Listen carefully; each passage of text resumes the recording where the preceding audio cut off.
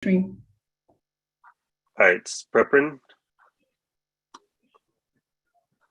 Can someone say where it's streaming live? Is it on YouTube Facebook? and Facebook. And is it under Brooklyn Dems? Yes. Oh, people We're can hear live on you. both platforms. People can hear you.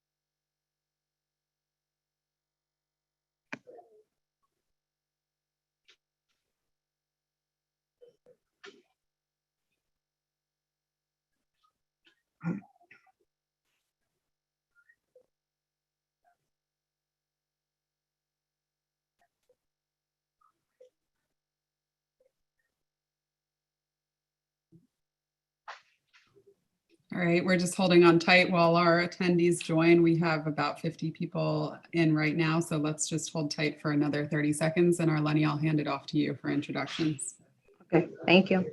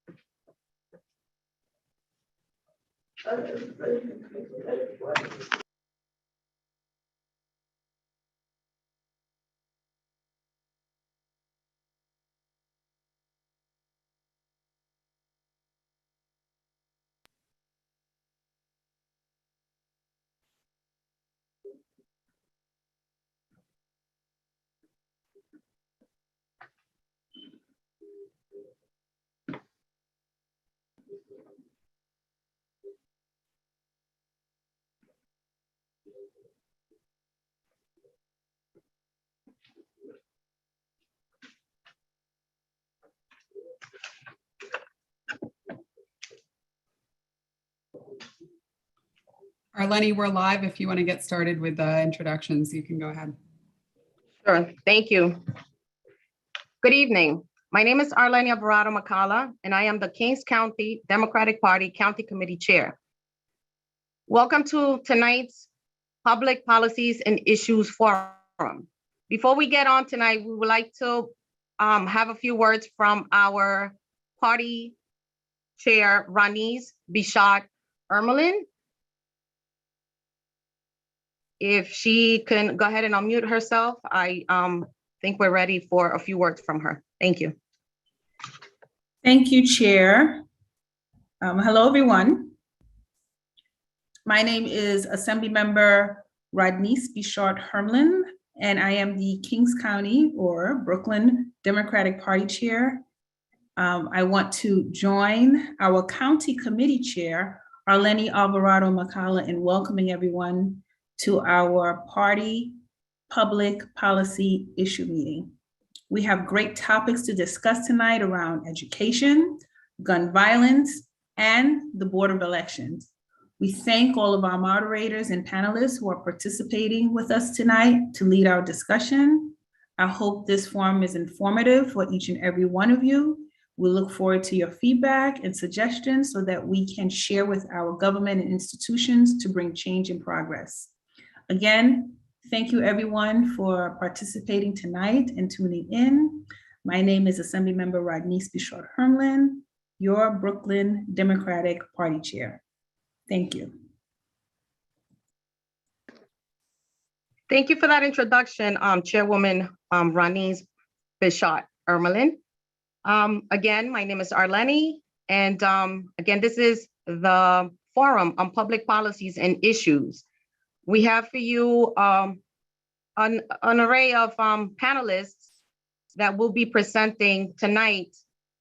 We have many questions that were presented to us so that we can ask our panelists these questions for you on your behalf. Let me remind you, all these questions, I am proud to say, came from our county committee members throughout Brooklyn. There are hundreds of questions. Unfortunately, we will not be able to answer hundreds of questions in a 2-hour span, but we will try to get to as many questions as we possibly can. There are questions that kind of relate to each other. So even if you don't hear your question, know that it is part of an answer that you will hear. And we hope that you bear with us because we are going to have a full 2 hours. And if we have to go over a few minutes, we will. Hopefully we won't have to, but we are prepared to do so. So I won't delay our introduction. So this way we can get the majority of the questions that we have answered. So I'm gonna get started and I will introduce our first moderator, who I believe is already waiting for us, and that will be for the part of our forum on gun violence, and that would be Pastor Gil Monrose. So if you can unmute yourself, I see that you already did. Thank you for joining us, and I hope that we can get a lot of these questions answered. I know you're an expert on these issues, so I thank you for being with us on behalf of my team and a lot of our officers who I'm not sure if they're on with us, but I definitely appreciate you being with us. And I hope our county committee members also appreciate the fact that we have you guys on here to answer a lot of their questions. Thank you. It's all yours. Thank you. Thank you so much. And good evening to everyone. It is good to see all of you. I'm Pastor Gilman Rose. I pastor in East Flatbush, the Mount Zion Church of God, Seventh-day for the past 16 years. And it is good to be with all of you. I am assigned borough-wide as the Director of Faith-Based and Clergy Initiative for the Brooklyn Borough President, Mayor-elect Eric Adams. And so we come to this work from that standpoint, from the borough-wide section. And then also too, with my work around gun violence as the founding president of the 67th Precinct Clergy Council, called the God Squad, a group of clergy men and women in the 67th Precinct confines who thought that it would be necessary and important to respond to gun violence from a faith-based perspective. So I have a great deal of affection and love and admiration for anyone who would want to bring the topic of gun violence to the floor. And so thank all of the leaders from the Brooklyn Democratic Party in Brooklyn and its leader for really bringing to us to this subject matter on this Sunday evening. So we have great panelists. I am very familiar with the work around all of the offices. Kamara Jackson, who is the CEO of Elite Learners, who we work with every day in this area. We believe that public safety is a shared responsibility. That means also too that we have to do work along with the NYPD. And so a partner in the law enforcement side is Deputy Inspector Saliba, along with the Chief of Policy and Strategy, Jill Harris, from the Brooklyn DA's office, Eric Gonzalez.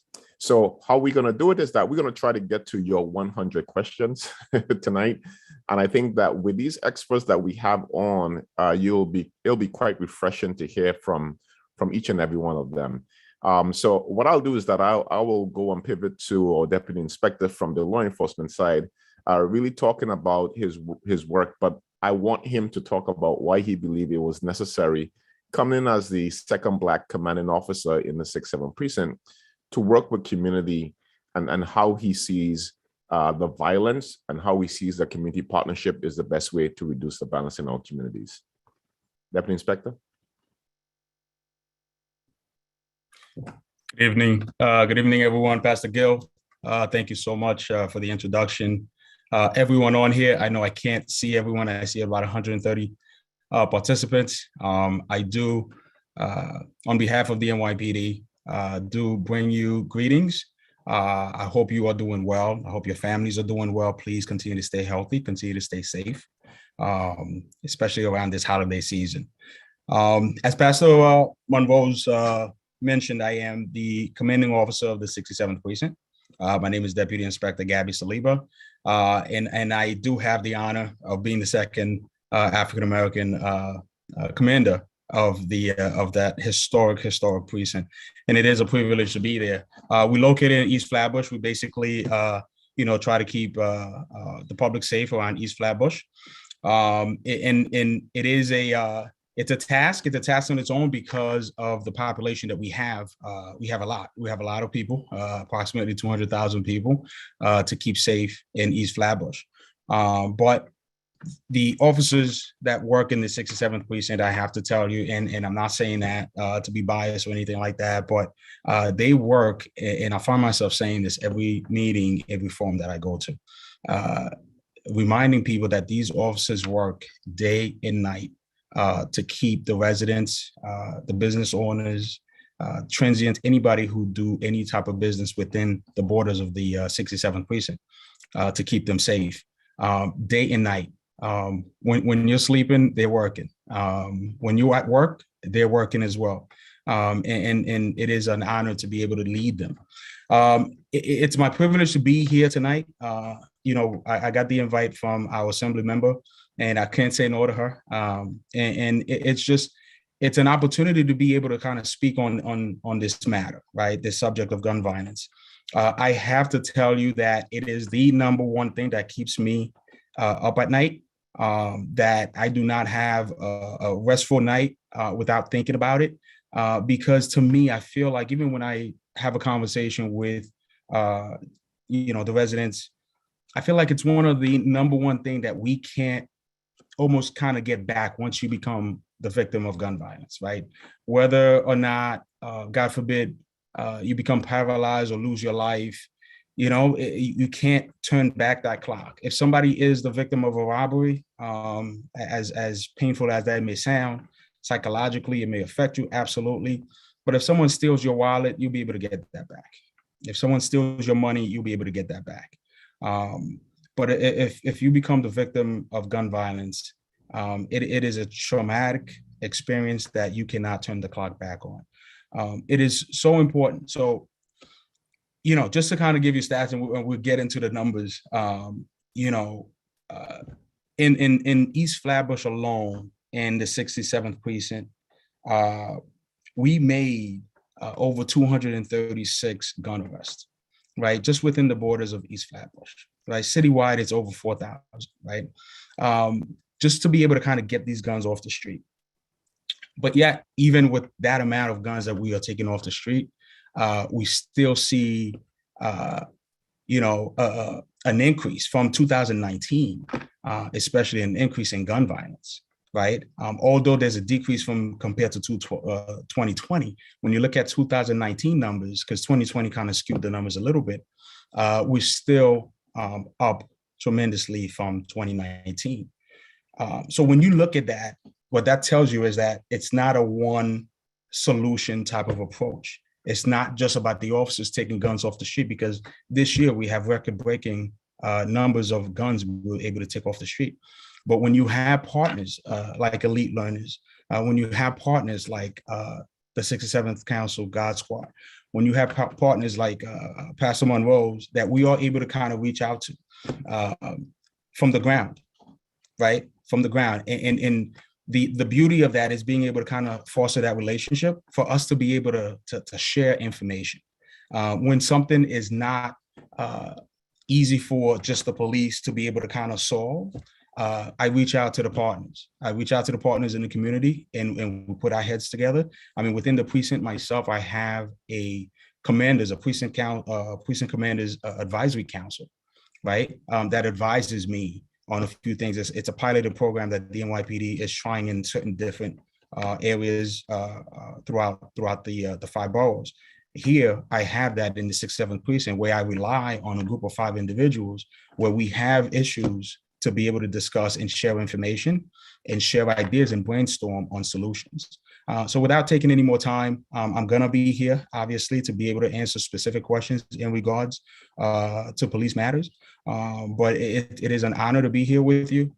Absolutely. And I'll be around. And again, Pastor Gill, thank you again for this opportunity. Thank you so much. And thank you for that framing of what we want to discuss. So Jill Harris, I want to go to you. Some of the questions, of course, my understanding, of course, we have policymakers and those who want to be policymakers who's on this today. One of the biggest debate and contention is about bail reform. You heard the Deputy Inspector talk about guns flowing up from the pipeline from down south, coming into Brooklyn. And the issue is not about the laws. We have some of the most stringent laws when it comes to owning legal handguns.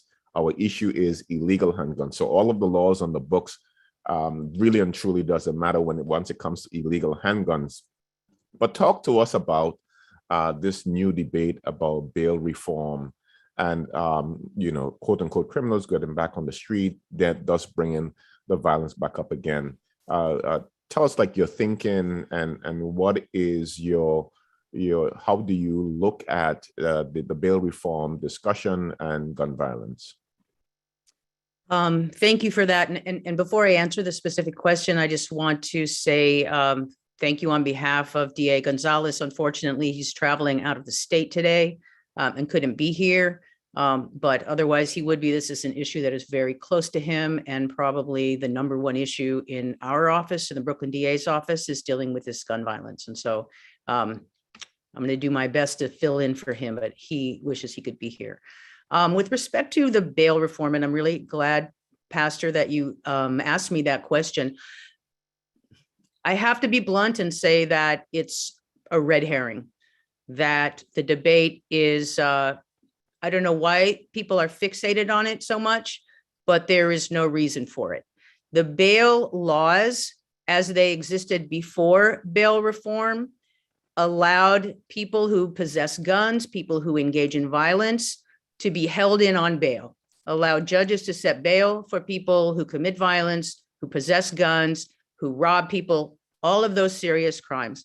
After bail reform, the law still allows those same people to be held in on bail. It allows the DA's office to request bail on cases where people are accused of serious crimes and pose a danger to the community and are at a risk of not showing up to court. And our office asks for bail on those cases, and the judges set bail very often in those cases. That decision is up to a judge, but the bail reform law did not change the ability of our office to ask for bail on a case involving guns or violence. And even when they went back and amended the law, they added a few more crimes back that they had made ineligible for bail. Again, they never did touch gun crimes, violent robberies, rapes, homicide, shootings, any of those. Those are all still eligible for bail, always have been. And so I feel like it's some kind of a scapegoat. I'm not sure why people are focused on it so much, why they're turning their attention away from the things that really could make a difference and really could solve this problem and really could make our community safer. But I'm here to tell you, and those on the call who are elected officials, I don't think there's any need for you to change that system other than to get rid of bail entirely and allow us to just explicitly ask for detention for people who pose a danger to our communities and families. Thank you for that response. And I think that even as a pastor, and when you look at the people that we deal with, the disenfranchised, those who, are the voiceless, I think that equity across the system would mean that if you have a justice system that is just as good as someone who have money that can post bail for heinous crime, just as someone who is poor. And I think that this is the right direction when it comes to understanding how the system works when you're dealing with people who don't have any equity when it comes to resources. The law must be, again, just that if you're going to do it for someone who have money then it must also work for the people, again, who have no recourse. So Kamara Jackson, CEO of Elite Learners. So we have all this conversation about guns coming from the pipeline, from 95 coming up, 95 from down south, about bail reform, talking about individuals who are on the street. How do you work? How is your everyday work around being engaged with young people? I think that all of the young people are high risk just because of where we live and the communities which we live in. But how do you do your work? And what could you tell us about your approach to reducing gun violence in New York City? Good evening, Pastor, and everyone else that's joining. Again, my name is Kamara Jackson, and I'm the founder and executive director of a community-based organization named Elite Learners, Inc. Elite Learners is a part of the New York City Crisis Management System, and we really take a public safety approach to denouncing gun violence. Elite Learners provides a variety of preventative support programs in schools, while we also founded many community anti-violence initiatives that allows for individuals to be employed who were previously incarcerated and very familiar to the work. We then educate, train, and allow those individuals to work as credible messengers. This allows for our young people to be able to see someone that they are able to relate to, that they can build a bond with, and possibly gain a mentor. Elite Learners also works to educate those that have come through the criminal justice systems in order for them to change their lives around.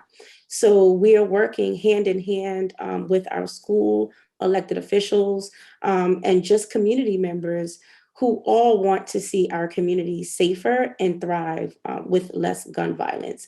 The key is education. It's being able to educate, it's being able to support, provide mental health services, and eliminate many of the issues that allow our young people to create violence and just become involved in crime.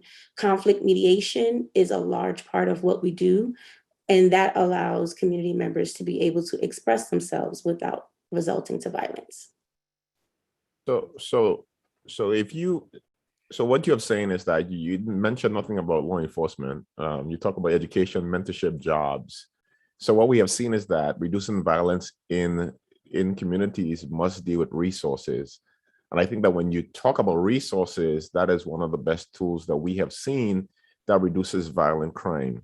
If you look at all of the major cities in America today, Chicago, Indiana, Oakland, places in Florida, Miami, you will see that the highest deaths of COVID was also the lowest response in the US Census as well, which also brought about the highest number of gun violence, especially during the 2020 year that we've seen. Gun violence was just riveting across the country. We had 1,050 people who were shot and killed in the biggest, safest city in the world, which is New York City. That is a lot of people who have lost their children to gun violence. So Kamara, if you can go back and tell me, like, when you hear the conversation around just about what we could do to get guns off the street, what you're talking about is that even if someone have a gun, an illegal gun, your work and the work that we do when it comes to touching people is that even if they have an illegal gun, we want to make sure that they don't use that gun by giving them those resources. That exactly. We want to make sure they don't use it, and we want to make sure that we're giving them the tools that they need to feel confident in doing that, right? So the conflict mediation, we want to make sure that they have someone that they can go and talk to. We want to make sure that the mental health support and services are there. There's been times through our credible messenger work that we have recovered guns from off the street, right? We've prevented the transport of guns. We've been able to eliminate our young people throwing their lives away by just having a conversation, right? By being able to involve them in programming where we have more time to spend with them in the schools, out of the schools, and then the jobs, right? Having the employment opportunities will allow for a young person to have a skill. versus them relying on the streets and then needing the weapons in order to feel safe. Yeah. How does your office, Jill, the office of the district attorney, collaborate with community organizations?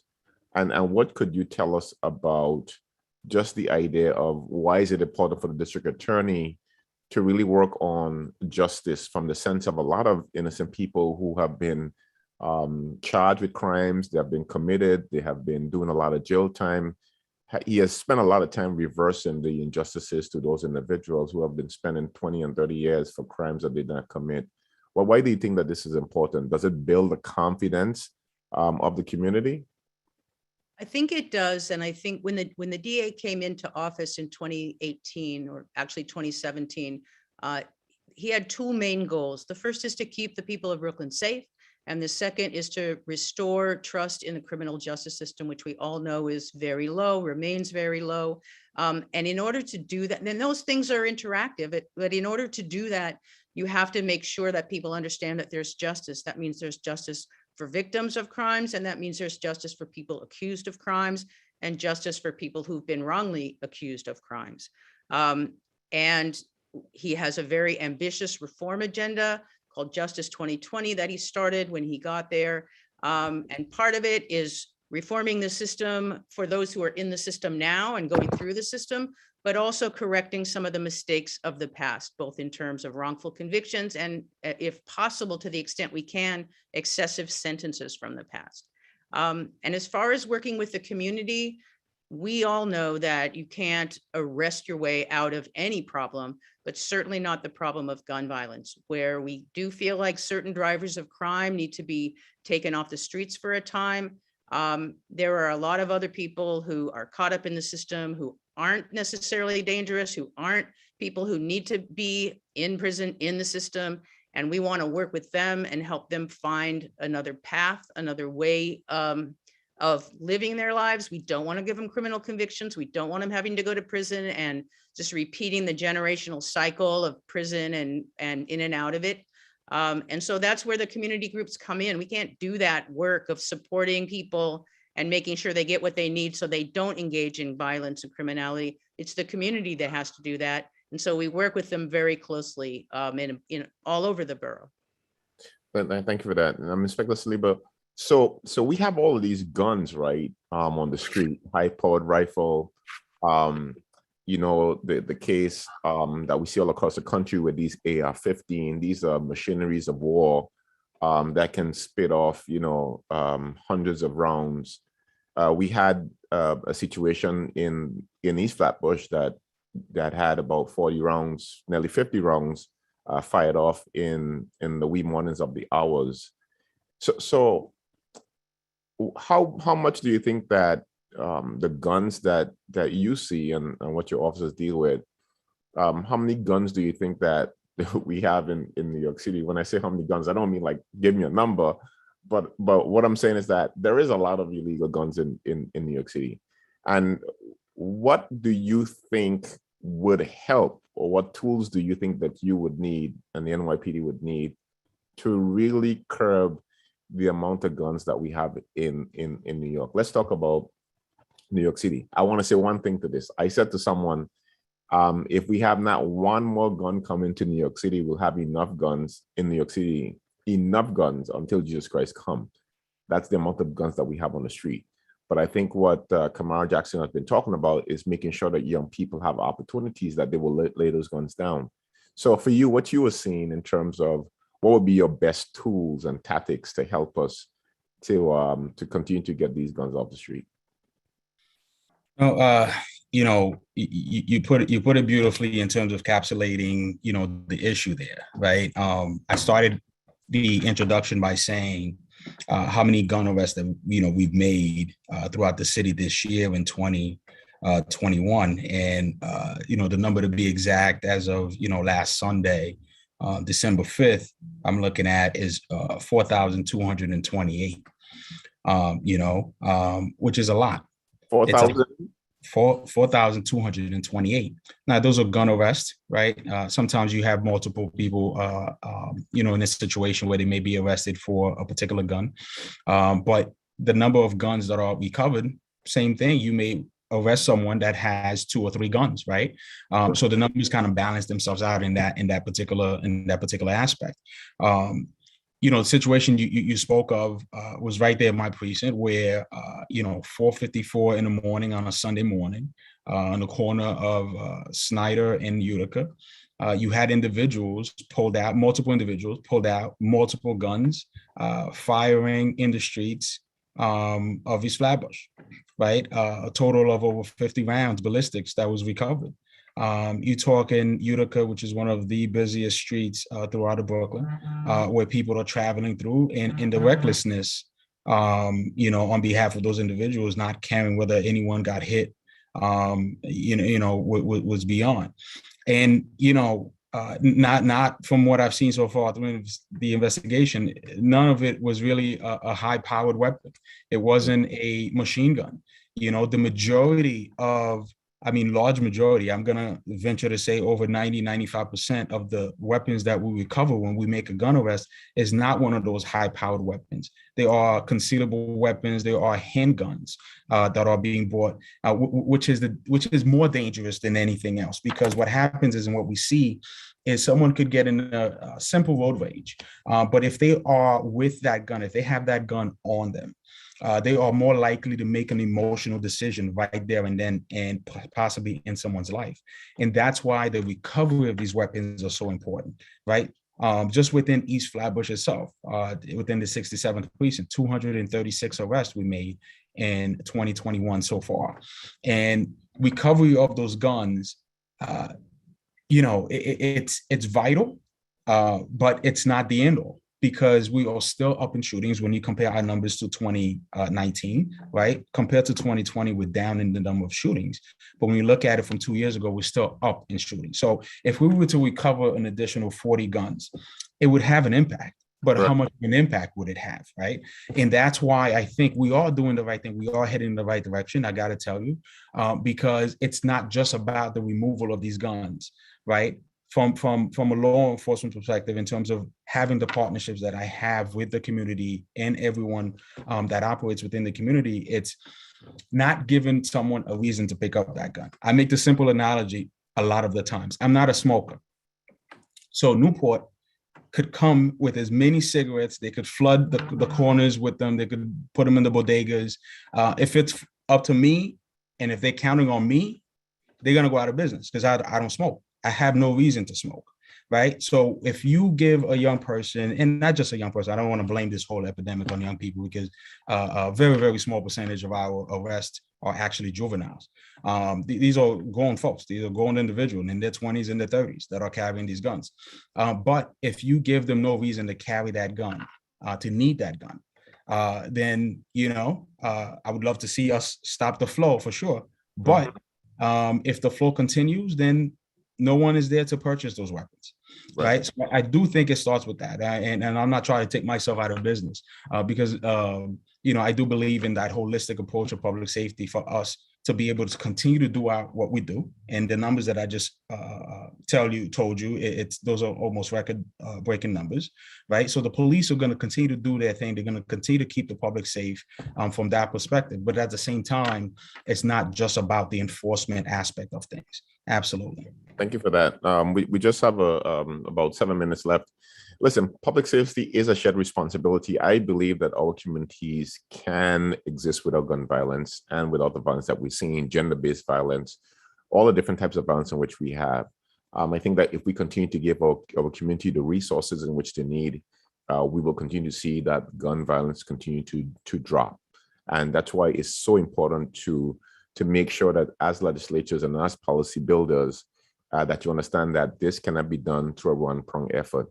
You have to talk about school mediation that Kamara Jackson, she talked about. And then you also have to understand that New York City did something great. They invested in the crisis management system, where groups like ours, the God Squad and Elite Learners and the different groups have been on the ground. So if you are in a particular district I would say that you try to reach out to your local crisis management system, organization, anti-violence organization, to really work hand in hand and collaborate with them too as well. That when you're talking about gun violence, it's not just about what law enforcement is doing, it's also what community-based organization is doing as well. So you have to get to the root cause of the violence. And it takes all of us together working together to make sure that that's done. So one more question for everyone very quickly as we move for 5 minutes. We want to stay through the time.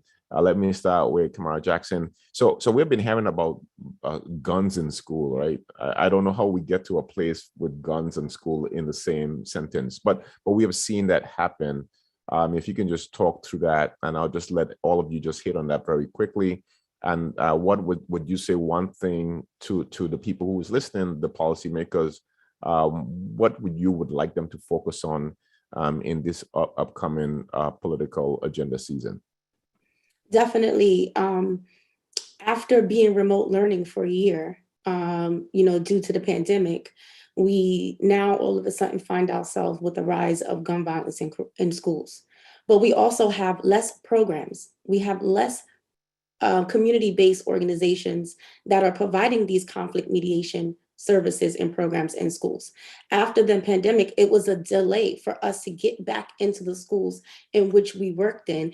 And I firmly believe that the more education, the more social services, the more guidance counselors that we can put into our schools, we will see the guns out. They will not continue to be in the school buildings, but we have to be there as well. We have to be there for our children. We have to be there on site to be able to see these incidents that take place. We got to ask ourselves, why are our young people bringing weapons to school? Is it that they don't feel safe? Is there bullying and other reasons that are causing them to do this? So we have to get in front of that. And the way to get in front of that is by having the support services in the schools, not just the teachers, not just the school safety officers, right? But the credible messengers, the individuals that run the programs that our young people like to be in, the entrepreneurship programs, the STEM programming, and then individuals that are trained to see and say something, right? Individuals that are not afraid to be able to let someone know when they see or they hear something that may not seem or be right. So we have to get back to allowing the support services to be back into the school buildings. And we should have come back into the building as soon as the buildings open. Thank you so much for that. Jill, your thoughts on school and what are you seeing from your office? Well, I want to take the opportunity to talk about raise the age because that involves young people. There's a push now to amend the raise the age statute so that if the case involves a gun, then raise the age doesn't apply. And I think that would be a tremendous mistake. We're talking about 16 and 17-year-olds. And although they can and do engage in terrible acts of violence, they're still 16 years old and 17 years old, and they need to be treated that way. And there are tools within the current raise the age statute as it was passed that allow us to deal in a lot of different ways with people depending on where they are in the spectrum of violence versus less violence or more capacity to change or whatever. There's a lot of different tools in there, but the idea that we have to go backwards when we worked so hard to catch ourselves up to other states that did not treat 16 and 17-year-olds as adults, we finally got to do that. And then to say that we have to go back now because we have this spike in violence, I think is incredibly short-sighted. It's ultimately going to make us less safe and not more safe. Thank you so much. I agree with that concept as well. We deal with young people all the time. And so we should never criminalize young people and treat them as adults. So, and again, we have a lot of a safety net, a lot of programs in place for young people. And I think we need to start doing that. Deputy Inspector, you have 30 seconds to give me your view so that we can hand back to the moderators in time. No, education. And I say that, and it's applicable to everything. What my counterpart, Jay Harris, mentioned, in terms of the bail reform, there's still a little bit sense that, okay, we can do this because we're going to get out, right?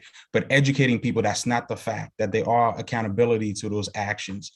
Just continue to educate kids as they come through the doors, through the schools, let them know the things to stay away from. And I got to tell you, I don't believe in taking our school safety out of the schools and our law enforcement. I did a number of years in school safety where the primary goal for us was to go and speak to the classrooms, have educational workshops with the kids, work with the kids that were at risk, and be able to kind of build that relationship with them and ultimately keep those high schools safer. So it's education, education, education. Yeah, thank you so much for that. Yes, and we're monitoring the chat too as well. And all of you who someone said they live in Flatbush for 10 years, big crime problem, gang problem. Listen, we consistently work with the gang leaders, gang members, crew leaders, what we call street influencers on a day-to-day basis in order to give them a safety net that shows that you don't have to use a gun to solve all of the issues that they have. So we're looking at that too as well. Gun violence is due to multiple layers. Yes, we've seen all of these questions, and I think that we have answered most of them. And again, for you all who are listening today in your respective position, gun violence is not an easy subject. It's not a one-trick pony in terms of how do you reduce it. It takes all of us, and it takes you as well.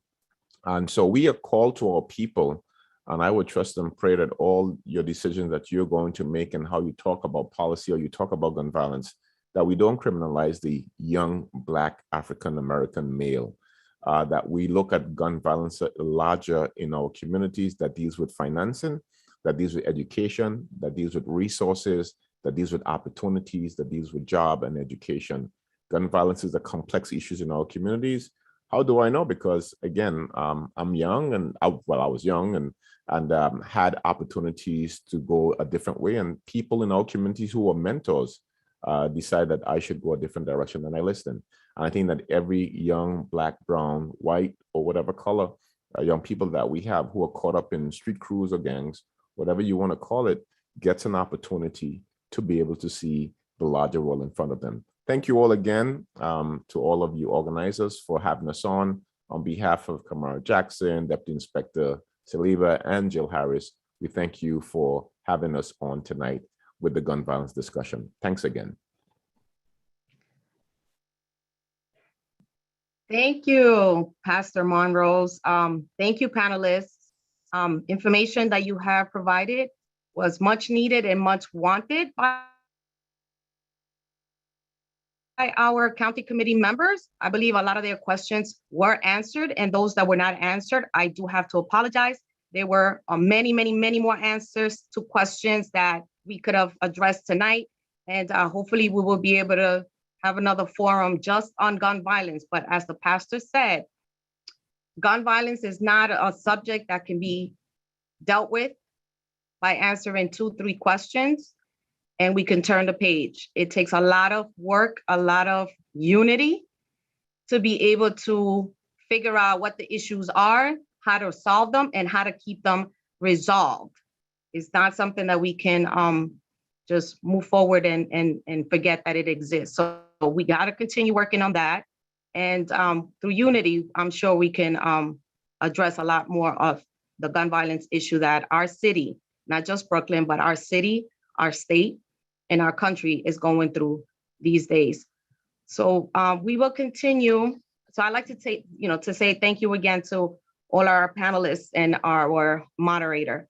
In continuing with our program, we will now hear from education experts who will address issues posed in our education system and will answer questions sent to them by our county committee members. So tonight's moderator for our education part of our program is Ella Frederick. So Ella, good evening. Thank you for being with us. And I'm handing this over to you. Thank you so much. Good evening, everyone. My name is Ella Frederick. I'm a middle school teacher at IS 234. I started a year-long African American history program, and I'm the new chair of the Brooklyn Dems Education Committee, a committee that was started in the 1960s, but hasn't been filled since the 1960s. So that's something new and important that we are doing, particularly now. We have an incredible group of panelists with us today. We're going to have some short introductions, and I would like to start with Mr. Harmon. Mr. Harmon is the Vice President of the AFT. He is really a multitasking whirlwind, and you can see he's actually joining us from his car.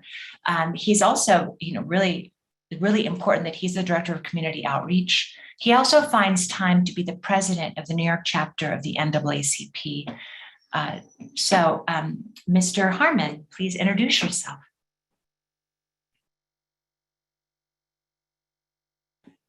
You're on mute. Thank you. Just so everyone knows, I pulled over, so I'm able to participate in the conversation, but I did not want to miss this opportunity to be a part of the conversation on education, which is so near and dear to my heart. As said, I am with the United Federation of Teachers. I have about 33 years of experience in working in and with our New York City public school system. Currently, I'm the Chief of Staff at the UFT. Is there anything else that you want me to cover outside of that, or should I just give some remarks, or what would you like next, Ella? Opening remarks while we're waiting for our other panelists to jump on. Okay, great.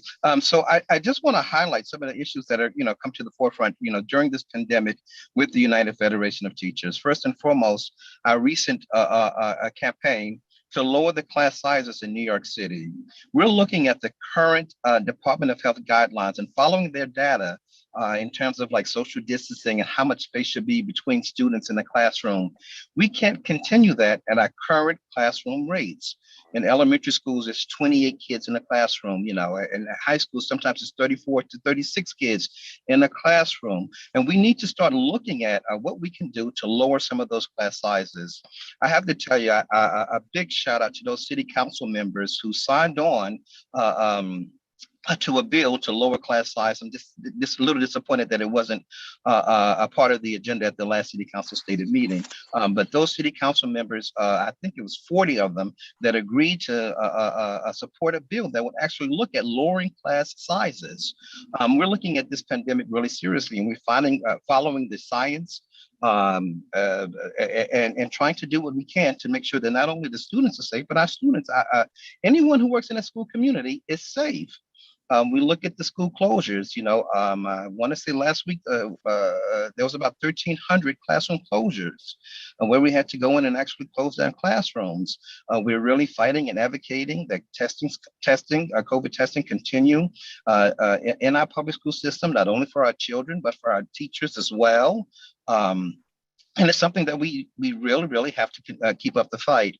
Mark, I see you just got on, but I was just thanking the council members for their work and really wanting to entertain that conversation about lowering class size, near and vital to our heart, at the UFT. We've been following the science and advocating, for safety from the very beginning of this pandemic, making sure that there were PPEs in all of the schools, making sure that people were social distancing, making sure that there were masks and making hand sanitizers and the like available to any and everybody that needed it.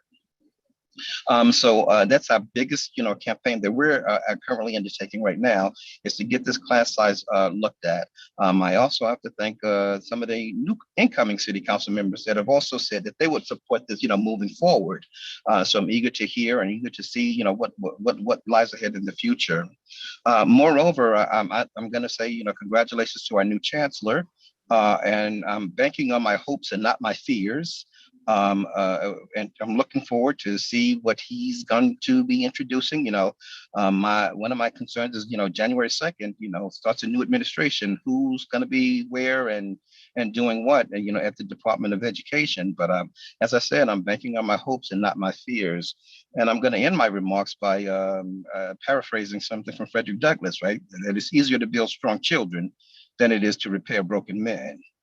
And if we can get this thing right, for the children, it'll be a lot easier in the future. Well, thank you. So true. Our next panelist, but before that, Chancellor Banks did speak with some of us on the committee, and he very much wanted to be here to speak with us about these issues. But you can imagine the kind of week he has had. He's got a lot on his plate.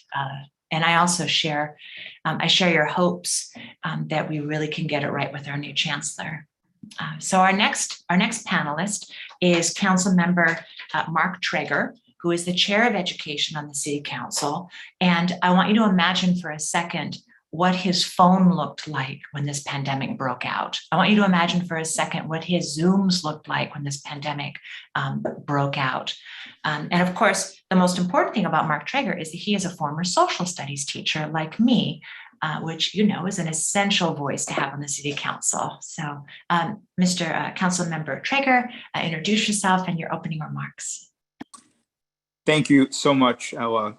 And thank you also to the Brooklyn Democratic Party Chair, Rodneyce Bashad-Hermelin. Thank you to my fellow powerhouse panelist, Anthony Harmon, who is a great champion for public schools and educators and all of our children and school families, and Mr. Donald Nesbitt as well. This takes a village. Education really takes a whole family. And this pandemic has proven quite a bit, but one of the things that's really proven is that how educators, school food workers, school cleaners, paras, school secretaries, social workers, counselors, principals, assistant principals, secretaries, janitors, custodians, school safety, our crossing guards, it really takes a village. And these have always been essential workers. So I want to begin by just giving that shout out and thanking the Brooklyn Democratic Party and all the folks that are part of the panel who are watching. Thank you for really making this space to really center education. This is really a this is a very important issue now, and certainly moving forward in the moment that we're in. Certainly, we're still focusing on making sure that our children and staff are safe. Those who know me, I have not been shy in pushing the agenda of our children and parents and school stakeholders, educators, but making sure that we have an adequate testing program in schools. Certainly, even before the availability of vaccines, we had to make sure that we had available supplies, hand sanitizer, making sure that we had a testing plan, and also credit to the UFT that also brought to my attention in recent months how the administration changed the definition of social distancing, physical distancing, where we imagined that 3 feet distancing between kids was shoulder to shoulder, desk to desk. And they changed that to try to squeeze in more desks into a class by looking at it from nose to nose, or the center of a desk to a center of a desk. And I asked the administration at my hearing, would you consider that to be enough space between desks and so forth? And let's just say that they had a hard time. But I would argue that Mr. Harmon really hit on some key things about the class size matter and the issues of public health, how this is not just an instructional issue, this is also an issue of public health.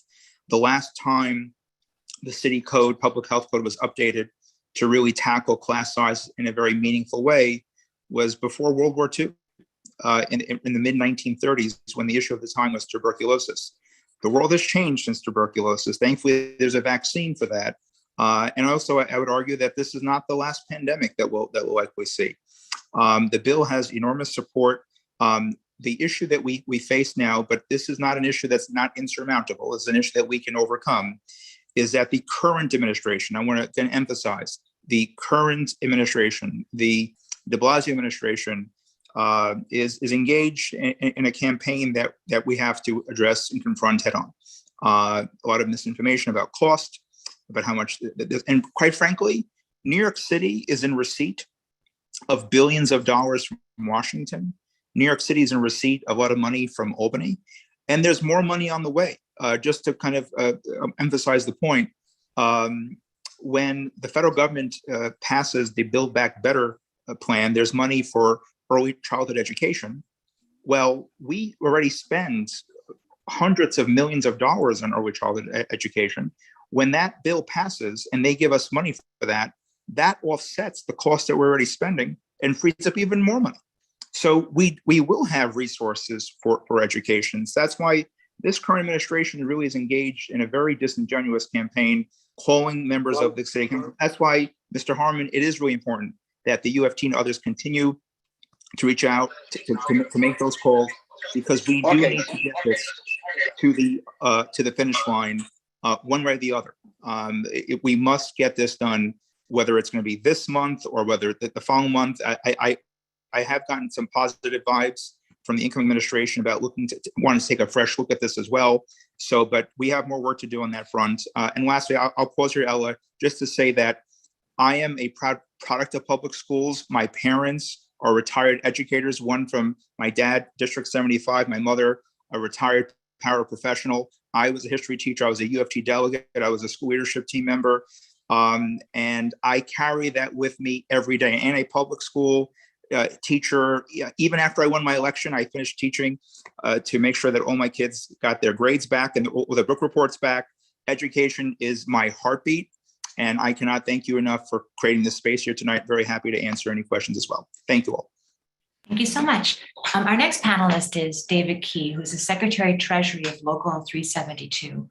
Now, schools need teachers, schools need principals and APs, but it's so much more than that in a school of people doing the good, hard work for our learning communities. David, please introduce yourself. Okay, good evening, everyone. My name is David Key. I'm Secretary Treasurer for Local 372, DC 37.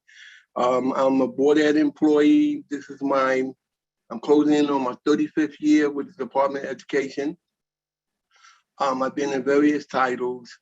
It's a pleasure to be here and a pleasure to sit with the two gentlemen.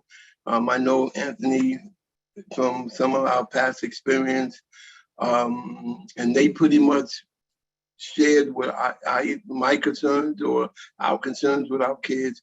I work for a program called Pathways to Graduation.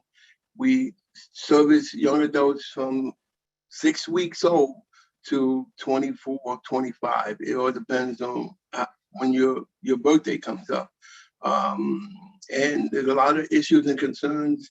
And I hope tonight we get a lot of good answers for these issues and concerns. And once again, thank you for having me. On behalf of Donald Nesbitt, who is out ill, I got big shoes to fill. Thank you. Thank you for coming. We've received hundreds of questions, both through the mailing earlier this week and from the chat. I want to start with what we had discussed on the previous panel, which is gun safety in schools. Now, there are two parts of this. There's the fear that we as educators live with. There will be gun violence in schools. But then there's also another piece that as a parent and as a member of Moms Demand Action, the active shooter drills, the lockdowns, the soft lockdowns, the hard lockdowns, is it effective? Are they effective? Are they necessary? How do we tackle the problem of gun violence in schools?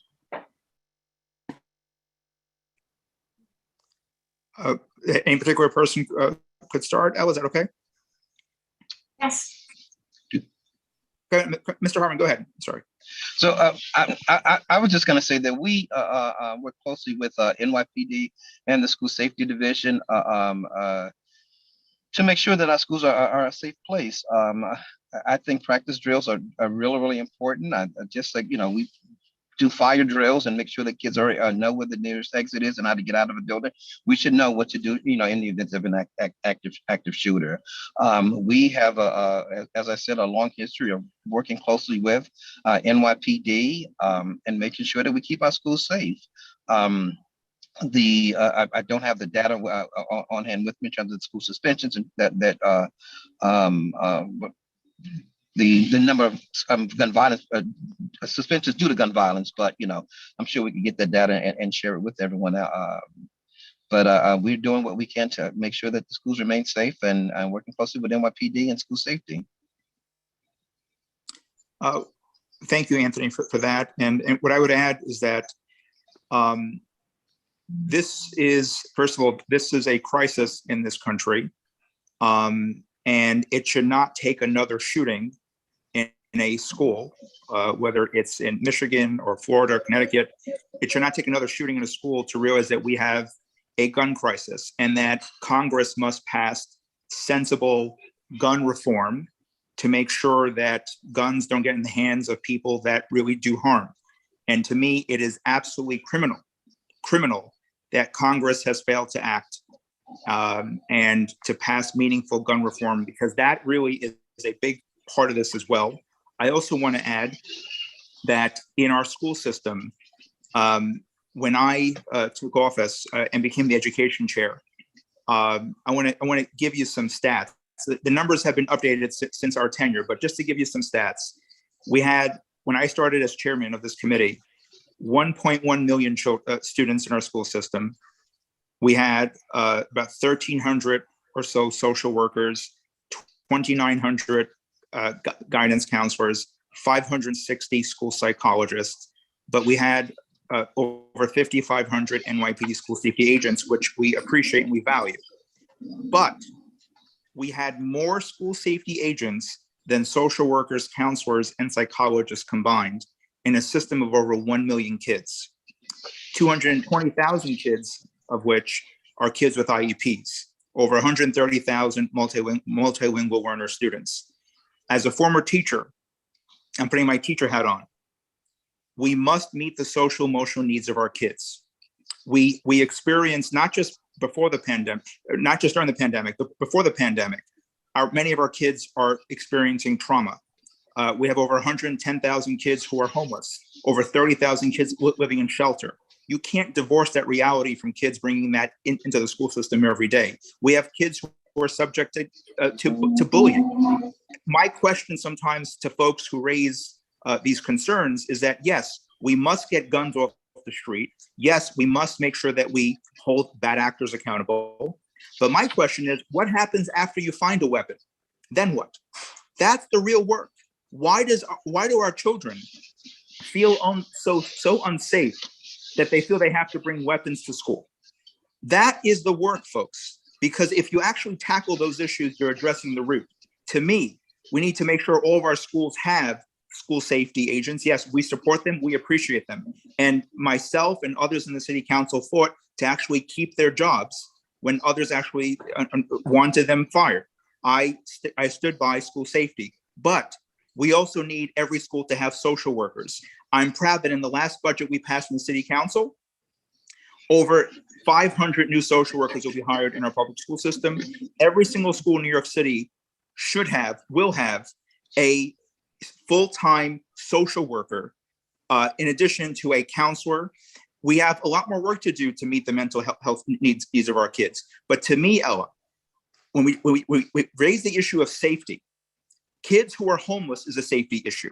Kids who are subjected to bullying is a safety issue. Kids who are hungry is a safety issue. Kids not having a quality after-school program is a safety issue. Kids not having art, music, sports, PSAL programs, these are safety issues. We need to look at the safety issue of the whole child to really tackle this issue in a more equitable, fair, and just way.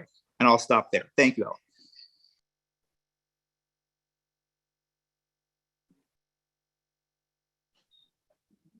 Mr. Key, do you have anything to add? Yes, no, I agree 100% with Mark. As we all know, last week, I believe it was, where a young man came into high school with a gun and $30,000 in a brand new car, shows major concerns across the board by the staff. There's a shortage with school safety in my building. We have a high school, 2 charter middle schools and a high school and a GED program.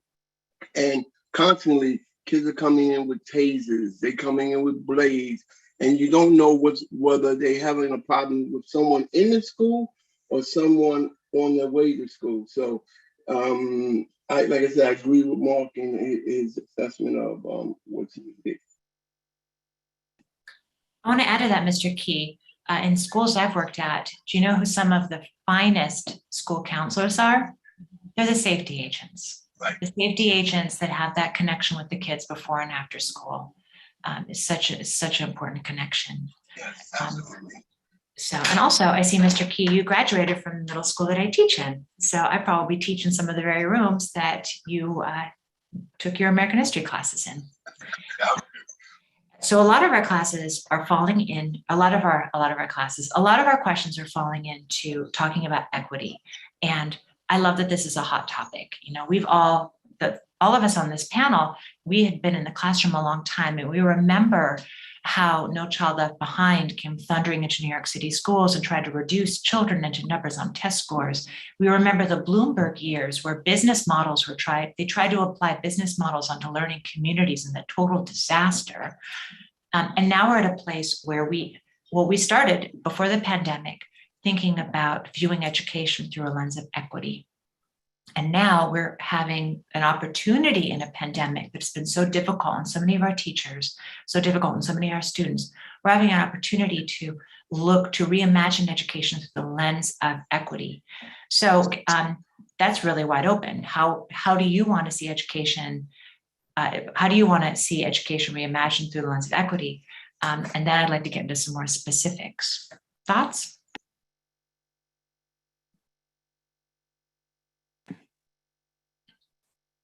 I'd be happy. Mr. Harmon, please go ahead. Mr. Harmon. Mr. Harmon, please. I was just going to say, I don't think there's a person on this call that would argue against,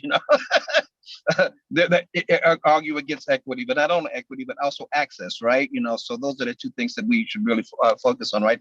And giving kids what they need, not this equal stuff, but giving kids what they need in order to be successful in the classrooms.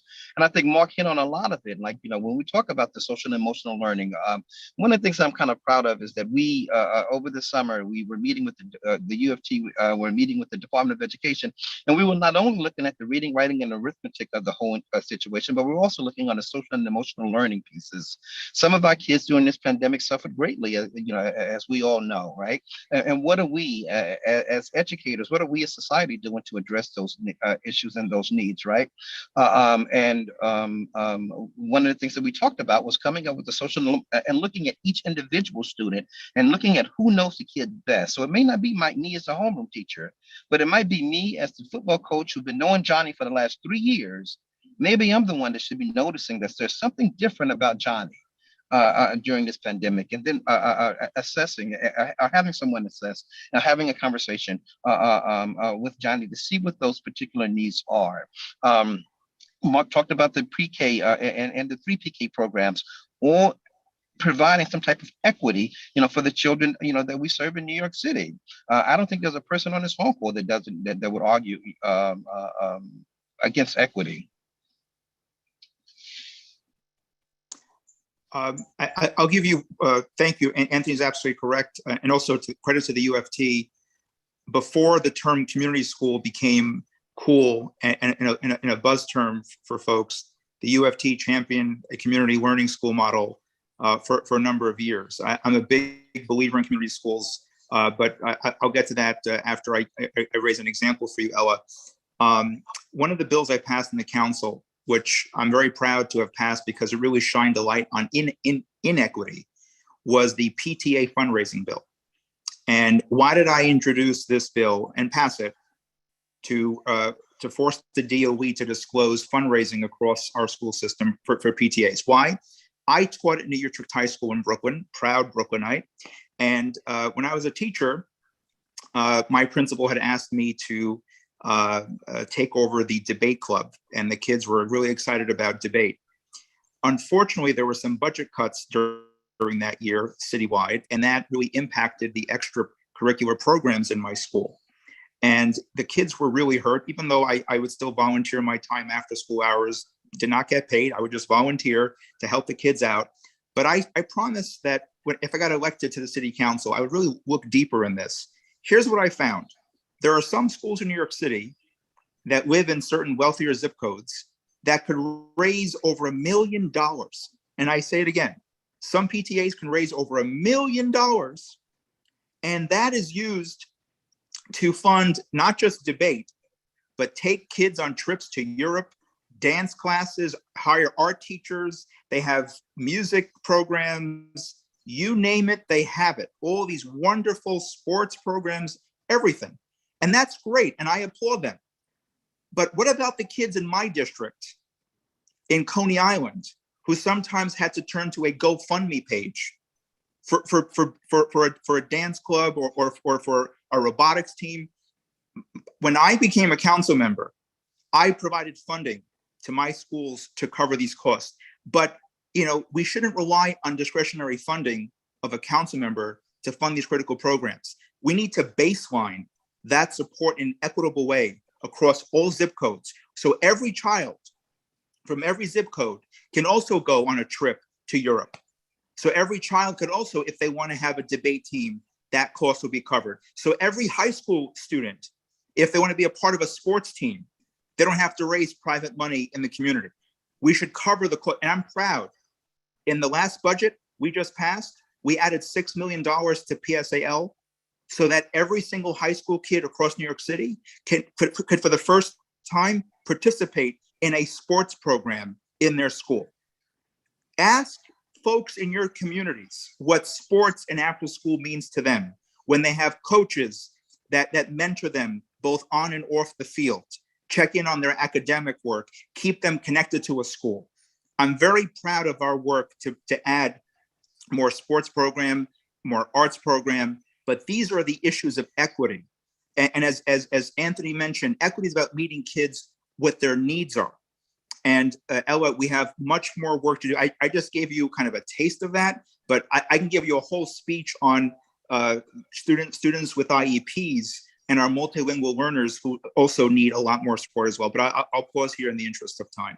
Thank you, Ella. I want to thank Mark because I work with young adults like from 17 and a half to 24, and they want to play sports. Or Mr. Why can't we play soccer? Or Mr. Why can't we play volleyball? And hearing things like that gives us hope that it will help them through the pandemic. Because we spend time concerned about the kids and the family, but do we take the time to build for the teachers, the guidance counselors, the social workers, the community coordinators, the town coordinators? It's been a rough 18 months for all of us, and I'm sure I see a brighter day for the pandemic and us getting back to the new way of living. Thank you so much. So true and so important. I want to touch on what Vice President Harmon said when he said, it's not about everyone getting equal. It's about students getting what they need. But then this brings us up to a lot of questions that we have received, which is, how do we bring equity into our city's gifted and talented programs? What are our next steps? How do we get it right once and for all? The Department of Education in New York City has failed so many times and has used gifted and talented programs so many times over in order to create more segregation and more inequality. How do we get this right to give kids what they need? Councilmember Traeger, what do you think? Oh, you're asking the right person because I have to share a couple of things here. Number one, I'm very proud that in my district we have John Dewey High School, and about almost 8 years ago, John Dewey was on the verge of being shut down. They were down to about 600 students. The school was labeled as failing and not doing great. And it was a new administration, new councilman, me, and I met former Chancellor Farina, and I asked the Chancellor to give me time, short amount of time to see what the problems were, to see how we could turn the school around. And I'm going to get to your gifted and talented point in a second. What we found was that the school was in dire need of investments and support. The school is a big, beautiful campus, but in the building, it was very dated infrastructure.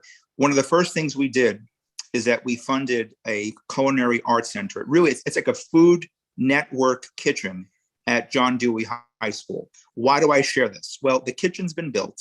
I invite the entire county committee to come check out John Dewey High School's beautiful new kitchen. They'll bake you some great cookies there as well.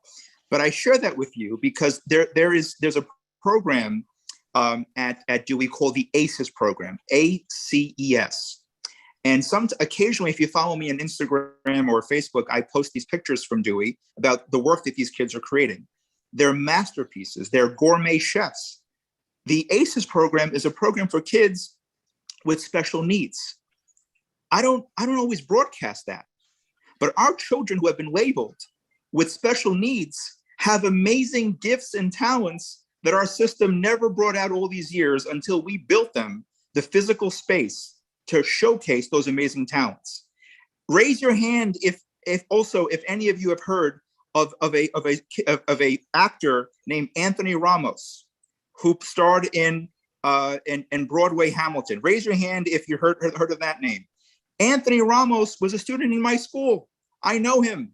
He was a kid that was labeled as underperforming, not a good test taker, until we encouraged him to audition in a play, and he found his talent and himself on that stage. And from a stage in Brooklyn, New District High School, public school, he is now an international star. My point to you, Ella, is we do need to have programs. I believe that we need to make sure that every school from every zip code needs to have programs that offer enriching, rigorous instruction. But our students possess multiple intelligences. It cannot be strictly measuring just by an exam. We need to have programs in the arts, in music, and other critical programs that really bring out those talents. But to answer your question, what's been inequitable is that not every school has had a gifted and talented program. I would also argue that the way we administer the program at 4 years old is an issue. For folks who don't know, the current system says at 4 years old, children are put in a room with strangers they never met to take a 1 hour plus test. And they have to then score higher than 99% or somewhere of that percentage against their national peers to be admitted into a gifted and talented program. Now, at 4 years old, to be left in a room with strangers you never met, that could be an issue for some kids. They might miss their parents. Maybe they can't sit still, and that's okay. They're 4 years old. I do think we need to revamp the way we administer the program, but we also need to ensure that we expand it across the whole city of New York and build a system around the amazing talents and gifts of all of our kids and not just some. I'll stop here. Thank you, Ella. I agree with Mark with that. That they need to revamp gifted and talent. A lot of children are drowning in these gifted and talent forms. Some are ahead, some are behind, and there should be a better way to do a fair assessment for these young children when it comes to gifted and talented schools and programs.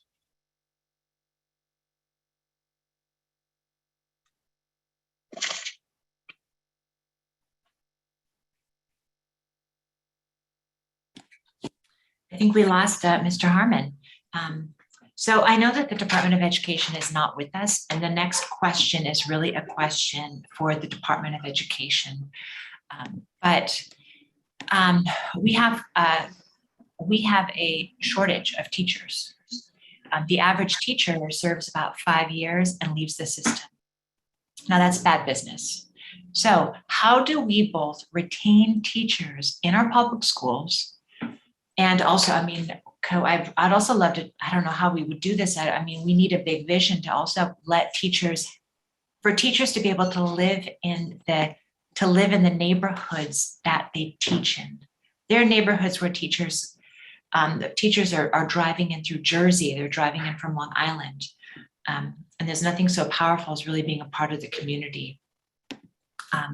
So how do you think we should retain teachers? Oh, you're asking the right one again. First of all, we need to show them respect with more than just words, with more than just tweets, with more than just Facebook posts. It's nice when some politicians will say, thank you, teachers, but we need to actually thank them with concrete actions. I'll say that, as I mentioned before, New York City is in receipt of significant resources from Washington, from Albany.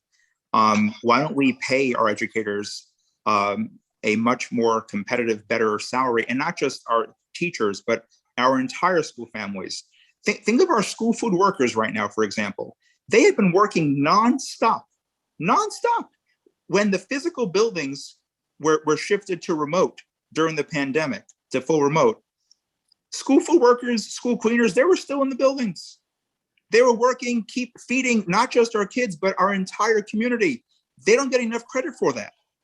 Our school food workers, school cleaners, school crossing guards, school safety were working in the buildings at the height of the pandemic to make sure that every family had access to food. So right now, in this moment of having so much federal resources and state money, the least we can do is offer them better pay. But also, Ella, in addition to more pay, we need to treat people, with the professionalism that they rightfully deserve. Teachers have been asking for very basic things. Number one, what happened to the testing program? Even with the availability of vaccines, we hear about breakthrough infections, the Delta variant, now with the emerging Omicron variant. I had to expose the fact during the course of my oversight hearings that the administration really has collected very few testing consent forms from our students. In order to test a student in a school for COVID, you have to have a consent form. Many schools were not collecting them, therefore they were not really conducting any type of comprehensive testing program. So teachers are asking for basic things. Do we have a testing program?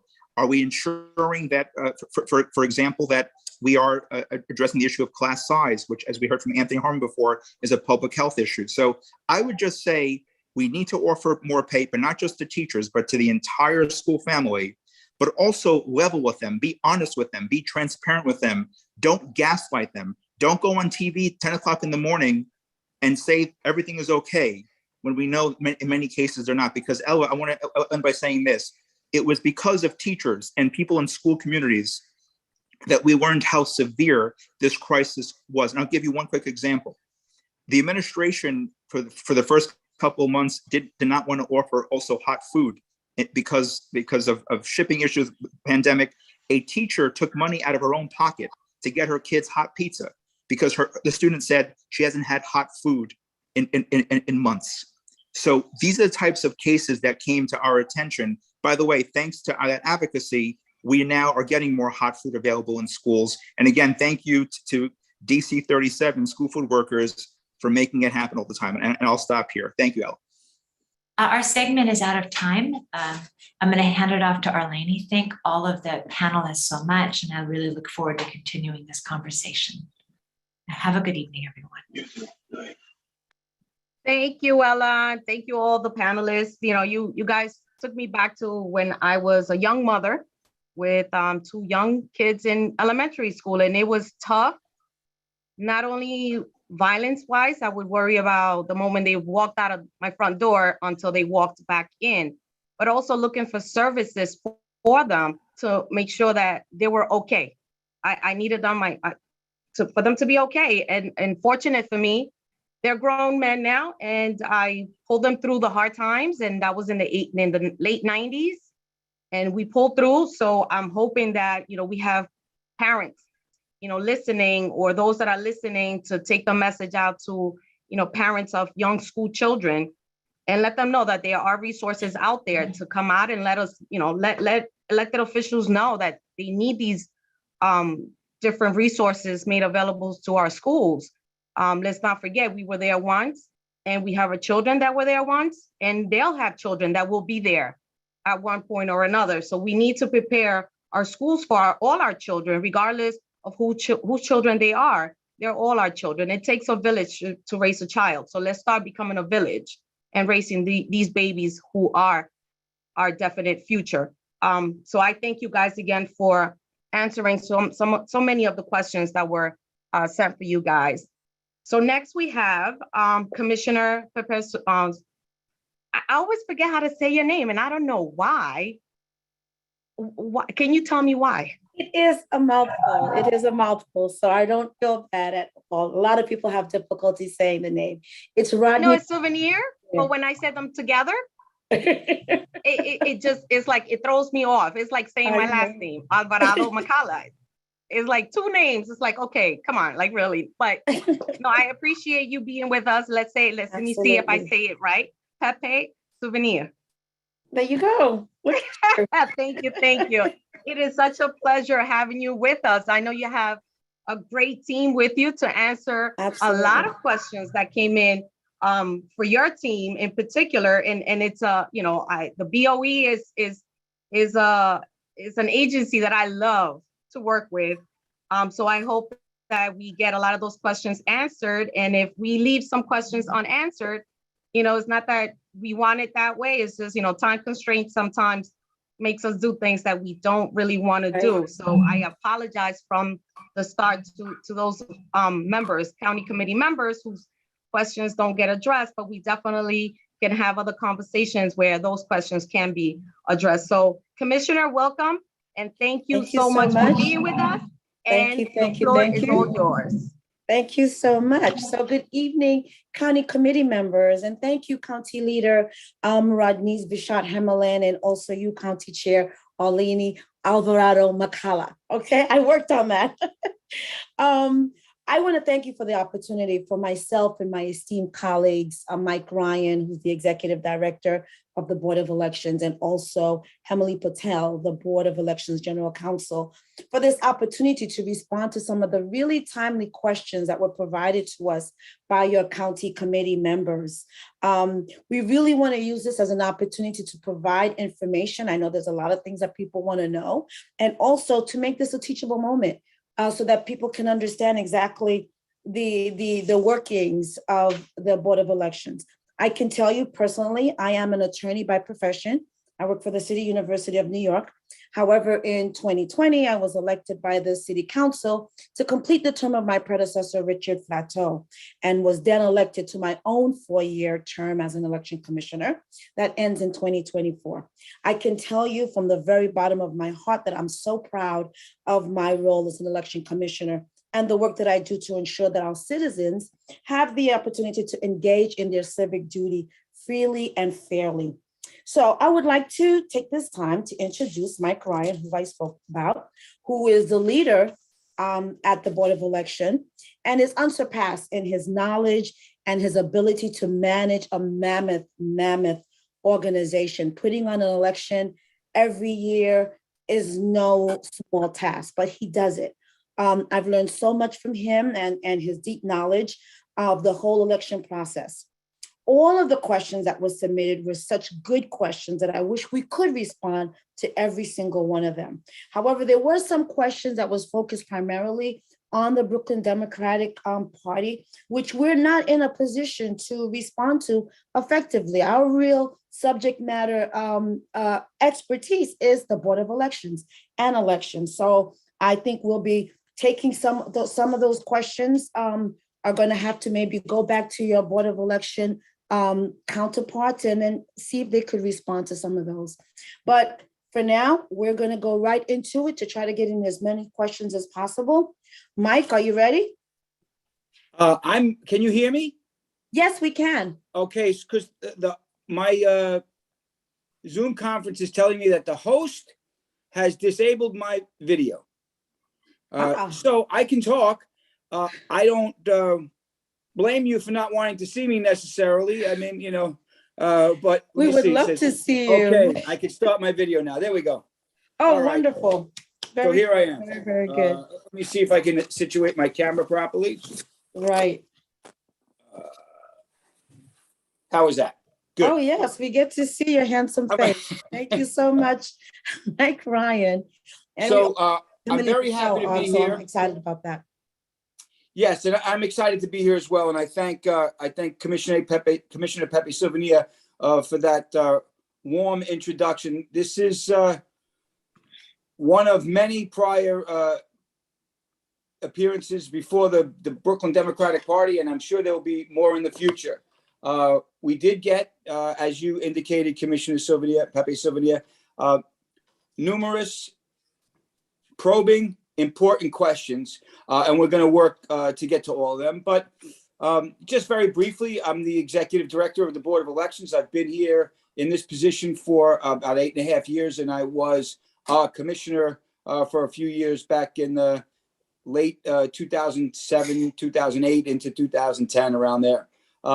So the Board of Elections consists of 10 commissioners citywide, each appointed ultimately by the New York City Council. And I think that's something that kind of gets lost in the sauce and lost in the translation. I know you, for one, Commissioner Pepe Silvania, went through a very rigorous process to be appointed by the New York City Council with many probing questions to make sure that you had Absolutely. a sufficient background to serve as the commissioner.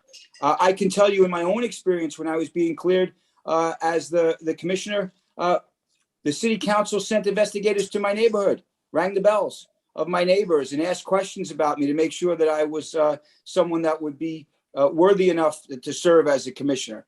And quite frankly, with respect to the commissioners, they do a very good job and they do not get a great amount of compensation the way it's portrayed, and they put in a lot of hours, particularly in and around petition time, where when the commissioner's dual role of a commissioner on the board of canvassers it comes into play.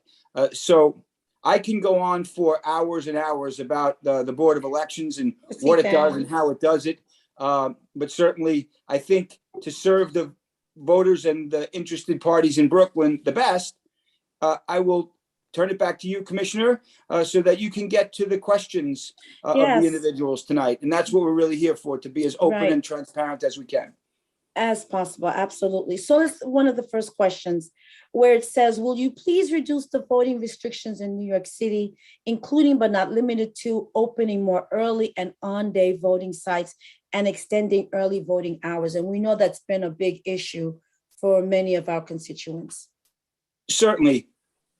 Just generally, elections on the federal, state, and local level, but mostly the federal and state level, are some of the most regulated areas of government. So we don't have as much freedom to do whatever we want with elections, and for a very good reason.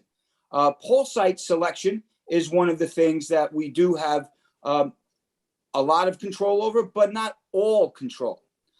So let's start with early voting, because that's an easy one. In 2019, the New York State Legislature passed early voting. In that year, not only did we implement early voting, we were the only jurisdiction in the state that fully implemented electronic poll books. We're the most complicated jurisdiction in the country, and we implemented electronic poll books from the middle of March to November. That was including a large-scale procurement process in order to be able to acquire the equipment in the first place. In that first year, we had, I believe it was 68 early voting locations. And since then, we have been steadily increasing the number of early voting locations, and we're now up to 106. So that is a commitment on the part of the entities that are serving as early voting locations. Now, some we can by law designate, but in order to serve every neighborhood and every area, we can't only stick to those sites that we can designate by law. We have to go out and ask. And then under those circumstances, come hat in hand and say, please allow us to use your site as an early voting location so that your voters are properly and well served.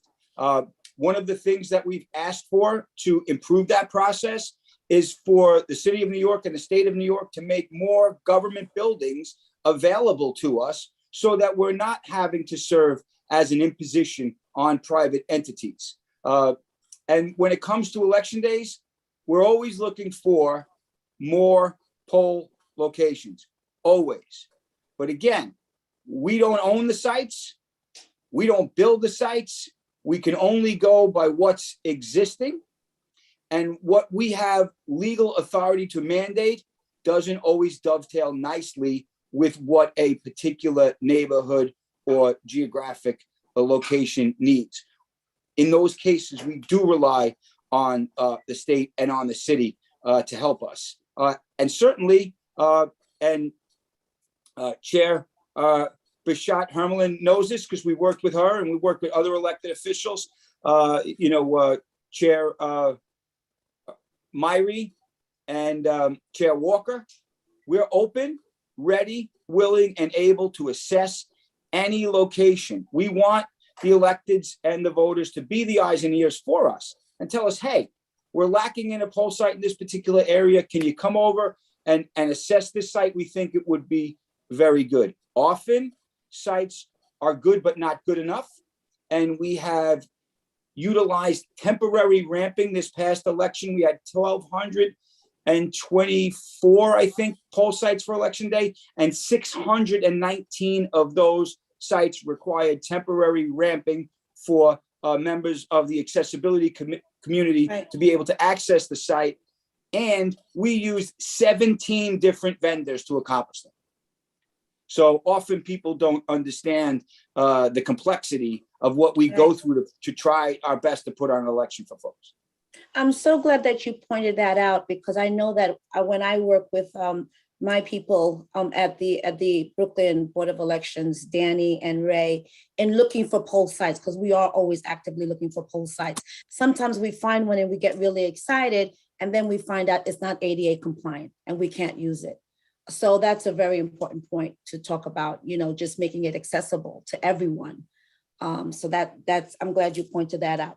So one of the other questions was in reference to poll workers and poll sites and that sort of thing. And one of the things was, will there be online basic training for poll workers? Because people want to take advantage of that. Yes, we have been looking to do that for several years. And quite frankly, like a lot of things that happened during the pandemic, we had to reinvent the way that we did business on the fly because of the COVID-19 restrictions. We have found that that is a good option for voters who choose that option. Some voters still would like to have their training in person, so we will continue to make that available. And we're looking at different ways to make the online training and the in-person training more engaging and more uniform. I wouldn't say anymore by way of PowerPoint presentation, but something more along the lines we're looking at an integrative, integrative digital platform where that training, no matter whether you get it in the north of Brooklyn, the south of Brooklyn, Upper Manhattan, Staten Island, or Queens, or the Bronx, it will be the same training consistently done throughout all 5 boroughs. That's a good point, because I know when I worked for the census several years ago, and this was on the federal side, they always ensured that when we did do the trainings, that whatever you were saying in Ohio, you were saying in New York City, whatever you were saying in Hawaii, you were saying in Wisconsin.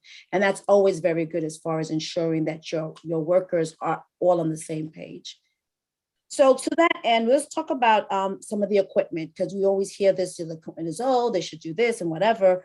So one of the questions was, how often should the performance of voting equipment be examined in advance of election days to assess the value of the goods and services being provided? Who should be in charge of assessing and addressing any performance failures of the equipment, and why? And I know this is a very important question. So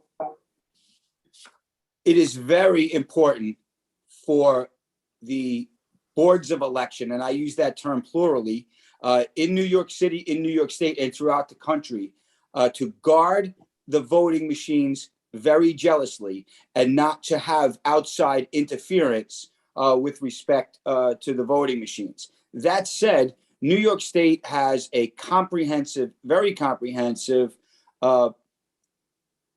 rules that have the effect of statute that all boards of election in New York State have to follow to set the machines up, to make sure they have been cleared from the previous elections, that there's nothing on the machines that shouldn't be there, and that they are ready to go for each and every election. Every time a DS-200, and that's the scanner machine, leaves our possession, when it comes back, it has to go through that rigorous process, even if we allow a machine to go out for demonstration purposes. And 99.9% of the time, demonstration machines are coming from our extra, quote unquote, extra machines that we have off to the side in case there's any emergencies. Great. So just along the lines of technology, is there a master plan for technology that will improve the voter and the non-voter experience? So technology is changing all the time. There are limits to what we can control with respect to the technology. All of the technology that's used for voting purposes at the poll sites has to be cleared by the New York State Board of Elections. And for example, with respect to the electronic poll books that I mentioned a little bit ago, they did not go through a certification process, but they had to go through an approval process before we could use them. Likewise, the ballot marking devices that we use for the accessibility community and the DS200 machines are all have to be certified by the State Board of Elections. So we're limited in that regard. However, we constantly, every single election event, primary or general, we have a post-election meeting with our voting machine vendor to assess the performance of the machines and to see what we can do, what tweaks we can make within the certification software, the software that's actually certified. And they are coming up with and have come up with upgrades to the software that are presently going through the state certification process. And when they're available, we'll be able to implement them. On our own end, we are staying as current with technology as we possibly can within the limits of time and space. One of the things that slows our process down a little bit is we seem to be in a constant state of elections. We have a recent modification to the state law that limits the governor's flexibility and requires special elections to be set within a tight time frame, as well as on the city side.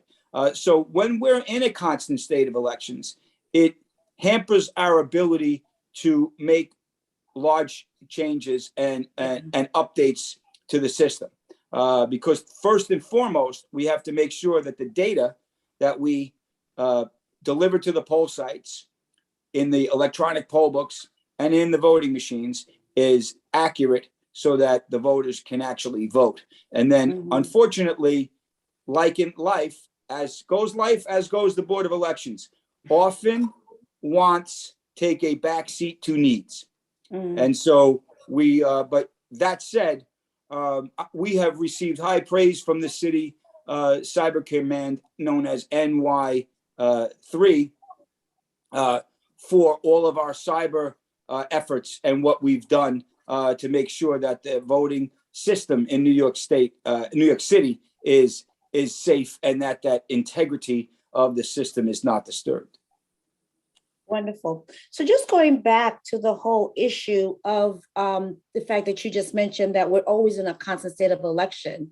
One of the things that we are always asked about is how to become a poll worker. How do you get that position? You want to talk a little bit about that? That's one of the questions that we had received.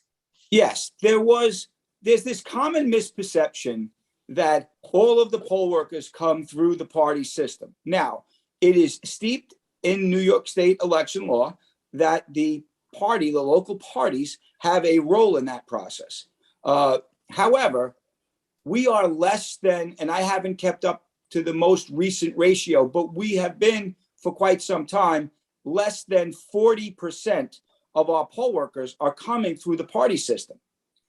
So anyone that is a registered Democrat or a registered Republican, because that's the way the law reads, can go on to electiondayworker.com and apply online to become a poll worker. And we have a lot of individuals do it that way.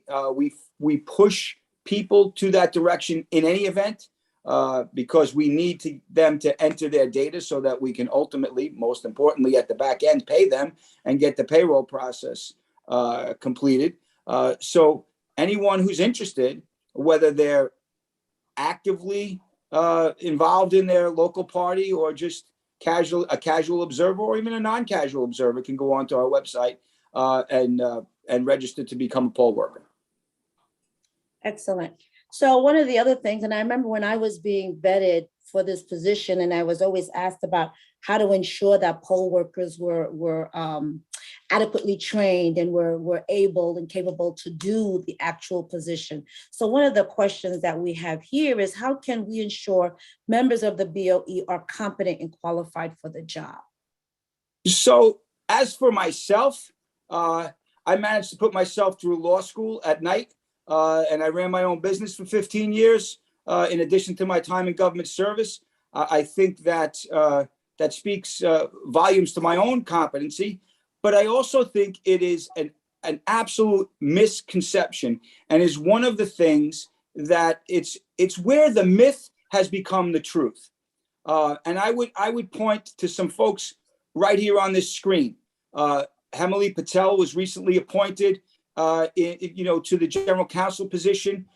She happens to be a registered Democrat from Brooklyn, and she served for over 20 years in the New York State court system and tried cases. I would say it's at least 10 years. I didn't keep that close of tabs on her career, but I appeared before her. I tried cases in front of her, and she's one of the most competent individuals that I've known in my professional life.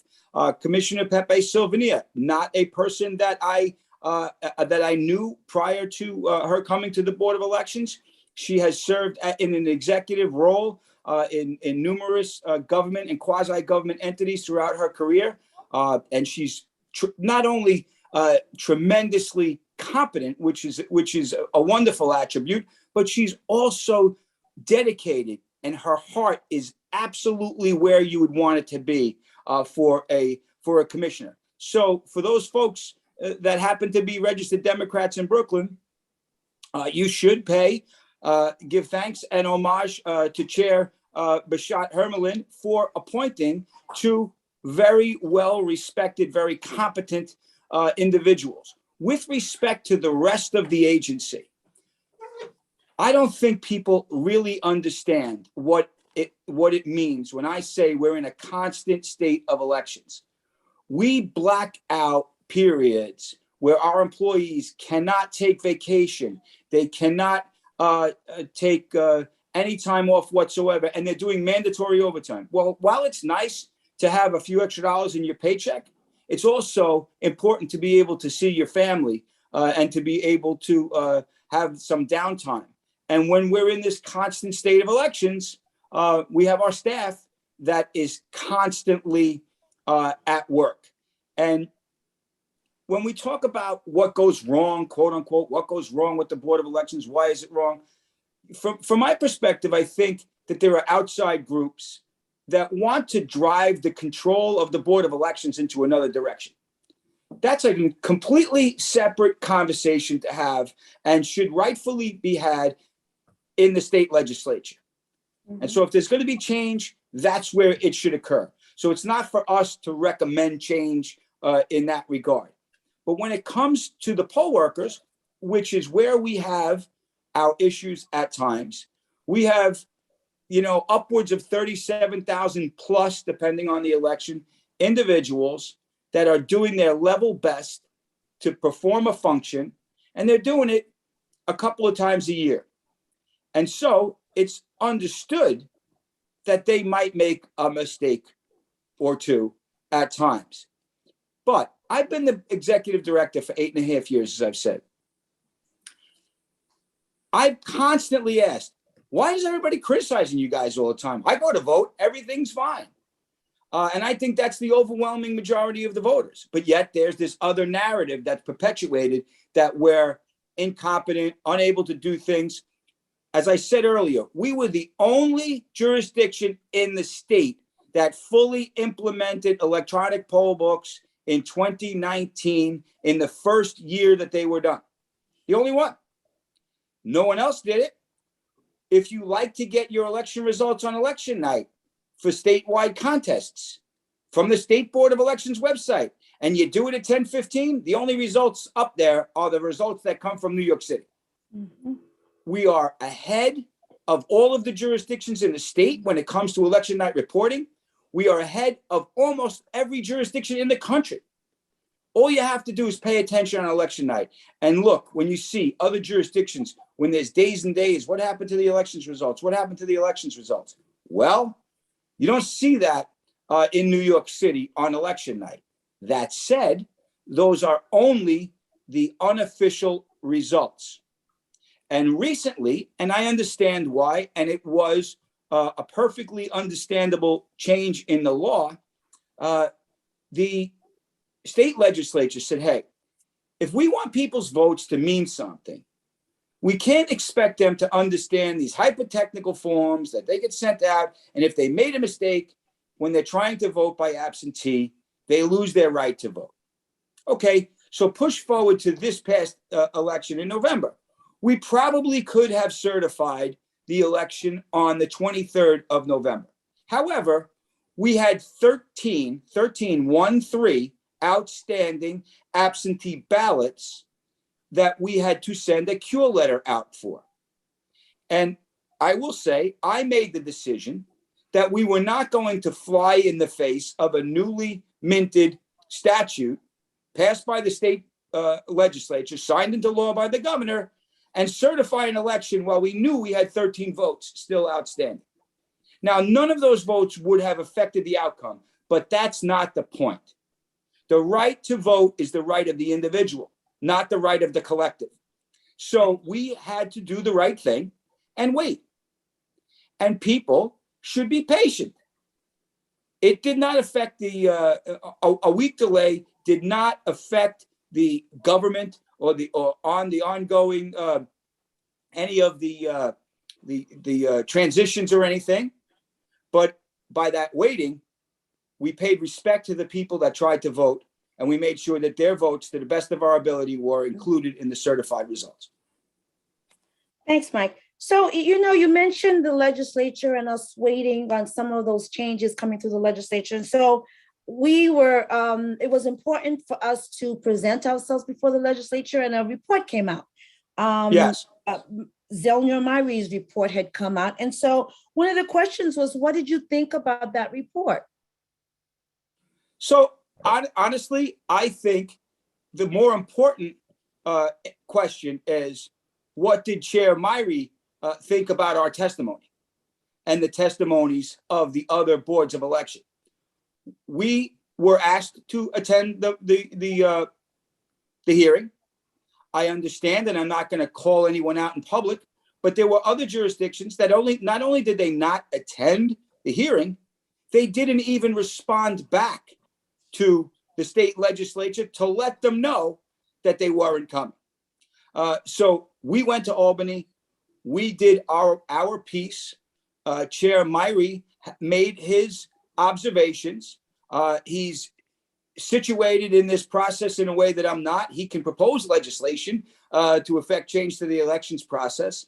We are a ministerial agency, and whatever changes pass both houses of the legislature and are signed into law by the governor, we will abide by. All of that off to the side, I will say this, and I'm sure this would have been the case if Chair Walker was in place at the height of the pandemic last year. However, she was not. But during the height of the pandemic, Chair Myrie and Chair Levine from the Assembly side checked in with the board and myself, most notably, on a regular basis, asking us if we needed any resources whatsoever to get through the pandemic. And while I appreciate certainly, and it's not there's by no means any interagency competition, while I appreciate Councilman Traeger's statements earlier regarding the Department of Education, the absolute same. He could have basically said what he said, except maybe for the hot lunch part, and replaced Department of Education with Board of Elections, and you would have the exact same statement. We did not close our doors for one day, not even one day related to the pandemic. At times, we had less than 100 employees reporting to work, and the people that were there working around the clock. We had executive staff, myself included. I was doing data entry, for petitions. Why? Because sometimes you got to step up and just do what's right. And it was all in a state of flux. Who knew anything about social distancing? Who knew anything about having plexiglass petitions up so that we keep people as safe as possible, or hand sanitizer. If you go into a poll site, we have hand sanitizing dispensers with a foot pedal so that you don't have to press the top, so that people could be as safe as possible, and masks and gloves and all of those things. And we were open every single day, and then put on, by the way, a presidential primary followed by a presidential election very, very successfully. Thank you so much. So in reference to that whole thing, what plans are there to reform the election process, if any? Perhaps maybe some of the suggestions that might have been made in the report. What plans do you see? So I certainly know, as well do you, Commissioner Pepe Silvania, that we have weekly and very well staff and commissioner attended meetings every Tuesday, and there is robust conversation, and we are certainly have taken elements of that report to heart. We also have now, though, some potentially new changes coming our way with respect to some statutes that I don't know just yet if the governor's signature is on them or the ink is dry, but we understand it's coming, and there's going to be some changes potentially to the pre-election canvassing of absentee ballots, which is going to be take up a lot of our time. So, I always ask, I say it differently. Ms. Consomanis, our operations manager, likes to use the term, we need runway. And so we always try to work with the state legislature to have as much runway as possible, because we are not a Ferrari. We're an aircraft carrier. We're a big, complex organization. And if somebody thinks that we can make a U-turn on a dime, they're not paying attention. So we have a lot of moving parts, and not much of the elections process falls within the sole purview and responsibility of the City Board of Elections. We have rules we have to follow, just like everybody else. Thank you. So you mentioned absentee ballots, and we're now hearing about this new form of the virus, this Omicron, and we don't know where that's going to take us. And we do have special elections coming up. So there's a question in reference to the ballots, and someone asks, if one submits a mail-in ballot, is there any way to check if it was received and counted? Yes, so a couple of things. So the mail-in ballots, we also, in the middle of a pandemic with no staff, spun up an online absentee ballot application portal, which prior to last spring did not exist at the City Board of Elections. So that was one piece of technology that we put in place for the voters to be able to apply for their absentee ballots. And because we did that, we have an absentee ballot tracking portal. So if you go onto the website, either on a computer at home or on the optimized version from your phone, which is suitable for all mobile devices, tablets, cell phones, and the like, you can go onto our website, vote.nyc, and track your absentee ballot.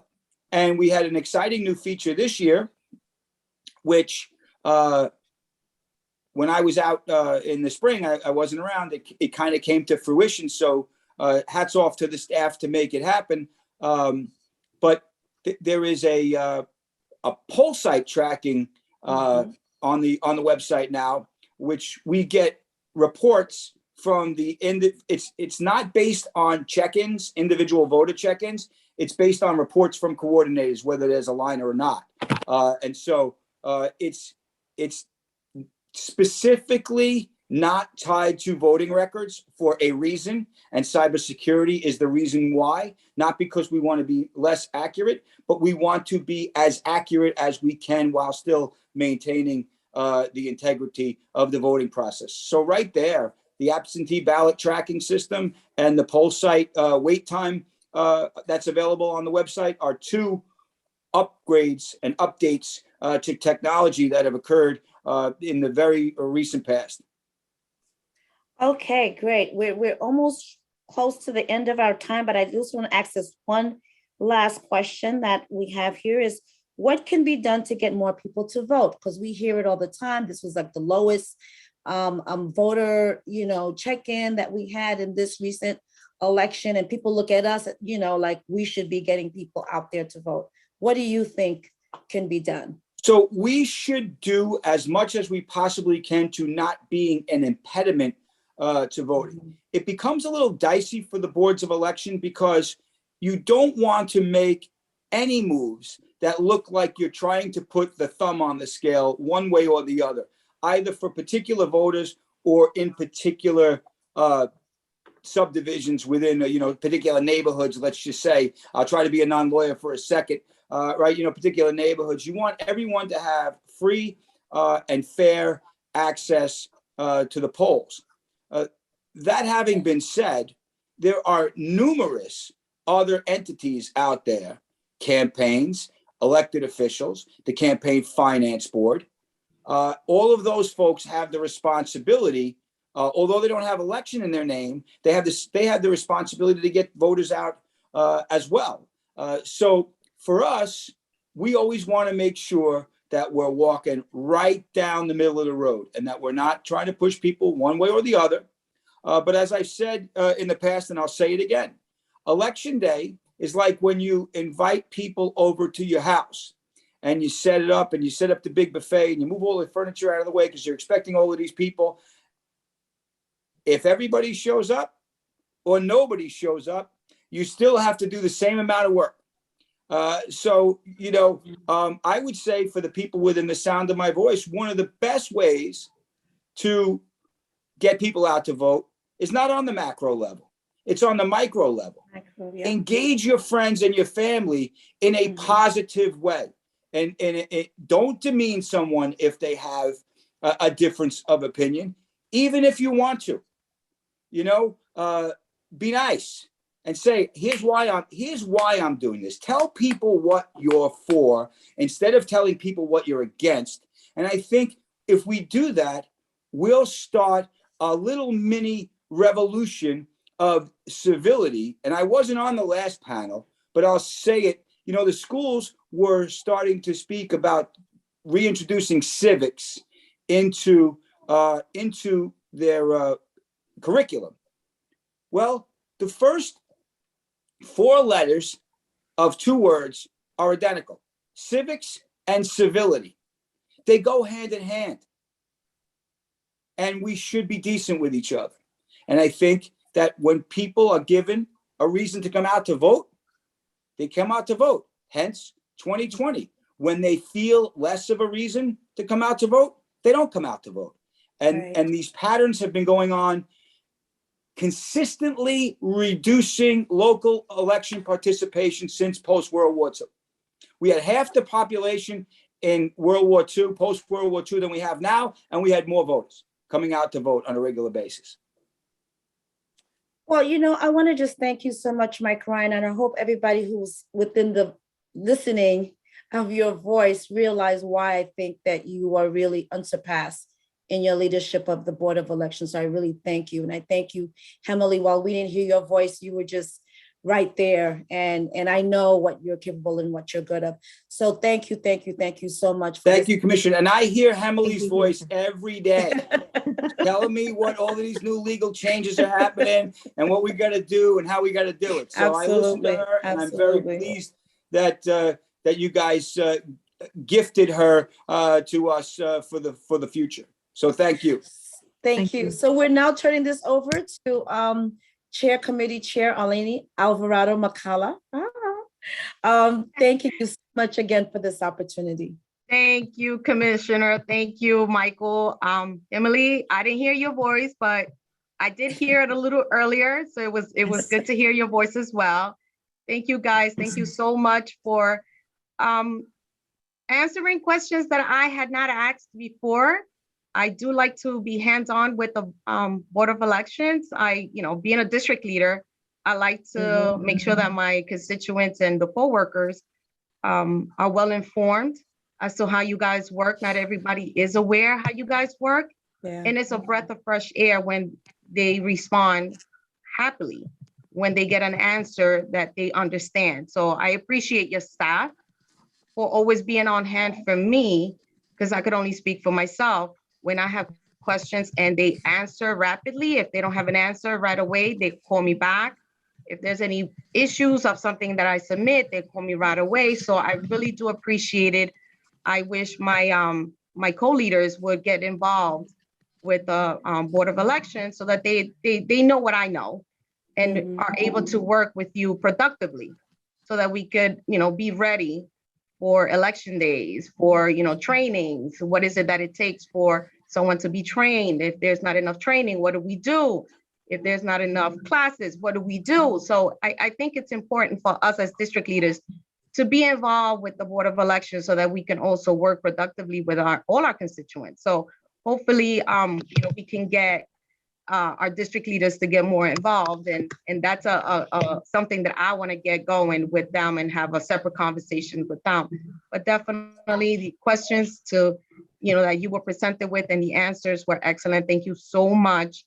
All our panelists, thank you all for being with us this evening. Our moderators, you guys were great. You made my job much easier, by being available to us this evening, on a Sunday. Not everybody wants to deal with any of this on a Sunday, but it's really, really appreciated. It's thank you, our chairwoman, Ranice Bashad Hermelin, for making all of this possible. She's really a great person, a great leader. I'm a new leader, and she's made it easy for me to be able to handle certain things that I never thought that I could handle. So I personally appreciate all her guidance. Without her, there's, I just don't know where I would really be stepping into right now. And it would be hard. So I really, truly appreciate the work that she does and how hard she drives me personally.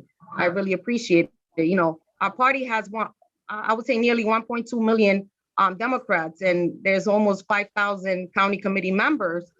And, for her to take on all of that work and then let us know what it is that we have to do, it's really commendable. And I appreciate it. Our doors are open. Our young Dems, they're out there, come on, guys, join us. There's you have a lot of knowledge to share. You have so much to learn at the same time. And, even BOE would really, be an asset for you guys to learn, and then vice versa. You would be an asset to BOE, an asset to us as district leaders on elections day. So it's something that you guys should be doing, not only for the money, but for the experience.